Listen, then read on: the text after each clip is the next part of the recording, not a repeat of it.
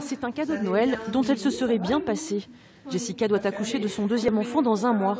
Elle a fait tout son suivi de grossesse ici, dans la petite clinique de Cosne-sur-Loire, une grossesse à risque.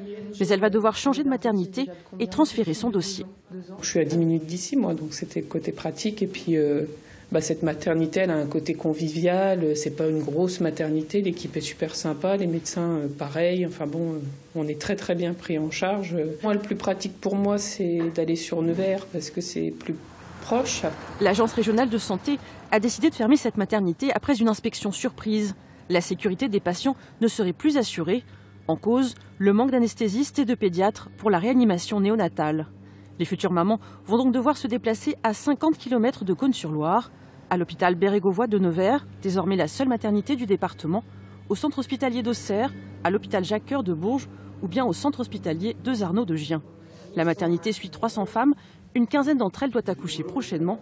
Actuellement, tout le personnel cherche à les contacter. La gestion du suivi du dossier est organisée par nous.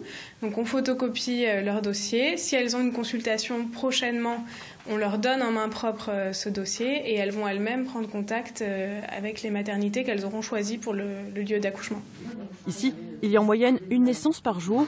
La fermeture de la maternité prend effet demain, samedi 24 décembre à 8 h. Même en cas d'urgence, aucun accouchement ne sera pratiqué. Par exemple, césarienne, tout ça, les urgences obstétricales, c'est clair. Maintenant, on ne peut pas faire ça. Mais du coup, là, elles vont devoir faire 1 heure de route au lieu de 10 minutes, un quart d'heure. C'est quand même dangereux, non? Ça peut des fois ça peut être des situations dangereuses, oui. Tout à fait.